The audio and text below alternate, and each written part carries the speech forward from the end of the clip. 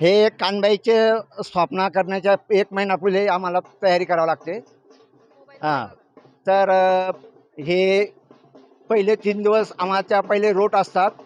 रोट झाल्यानंतर कानबाईचं रविवारी संध्याकाळी 6:30 पावणे 7ला आम्ही पूजन करतो, आरती करतो. सर्व भाऊबंदकी एक ठिकाणी जमा होते आणि दुसऱ्या दिवशी 10:30-11 वाजता तलावातून आम्ही विसर्जन करतो. तुम्ही नेहमीप्रमाणे आज सकाळी विसर्जन केलेलं आहे. हो. आता तुम्ही कानबाई घरी घेऊन जाताय. हो, हो. तर तुम्ही हीच कानबाई पुढच्या वर्षी वापरणार का? हो, हो, हो. बरं, याचं जे ठेवण्याची जी पद्धती कशी आहे? इथून गेल्यानंतर आम्ही सगळेजण कानबाईचं आरती वगैरे करून सर्व एका ठिकाणी व्यवस्थित डब्यामध्ये मी व्यवस्थित सुरक्षित ठेवतो आणि जिथे काही असं अडचण येणार नाही काही नाही अशा ठिकाणी ते आम्ही बंदिस्त याच्यामध्ये ठेवत असतो. बरं, हे नारळ शक्यतोवर टिकत नाही काही दिवस, पण हे नारळ तुमच्याकडे राहतं. बरोबर बरोबर. हे नारळ ज्या दिवशी आम्हाला थोडं खराब वाटलं काही वाटलं तर आम्ही आपल्या पाचोऱ्या तालुक्यात मायजी म्हणून गाव आहे, तिथे लग्नाच्या दिवशी जिथे लग्न राहिलं त्याच दिवशी आम्ही ते नारळ तिथे घेऊन जातो. तिथल्या भटजीला ते नारळ देतो आणि दुसरं नारळ आम्ही त्यांच्याकडनं घेतो. आमचं 22वं वर्ष आहे कानबाईचं.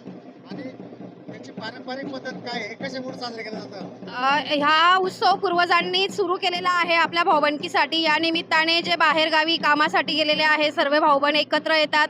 2 दिवस कानबाईच्या निमित्ताने एकत्र राहतात, जेवण करतात, कानबाईचे रोट एकत्र खातात आणि अशा या कानबाई सणामुळे सगळ्यांच्या भेटीगाठी होतात. हा उत्सव असा आहे की त्या निमित्ताने आम्ही सगळे एकत्र येतो आणि काही आता नवीन जनरेशनमुळे सगळं काही विभक्त झाले जातात, कोणाचा काही दुरावा राहतो. या निमित्त ह्या उत्सवाने आम्ही सगळे एक आल्यानंतर तो दुरावासुद्धा आमचा सगळी मंडळी आमची वडील पडजीवन सगळे दूर करतात. कानबाई मातेचा उत्सव हा आम्ही पूर्वीपासून साजरा करत आहोत, म्हणजे आमच्या पिढीपासून चालू आहे.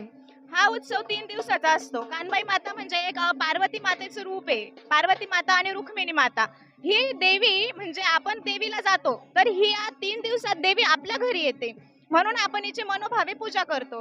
हे 3 दिवसाचा उत्सव असतो. शनिवारी आपण कण्याची भाकर, किल्लूची भाजी असा त्या देवीला नैवेद्य देतो. नंतर रविवारी आपण पुरणाचे रोट करतो आणि खीर, सार, भात असा नैवेद्य देवीला देतो आणि आपले सगळे भाऊबंदकीचे लोक एकत्र येतात. या निमित्ताने सगळे लांब लांबून एकत्र येतात आणि एकत्र मिळून भक्तिमय वातावरण होतं आणि खूप छान उत्सव हा होतो. नंतर सोमवारी कानबाई मातेचं विसर्जन होतं.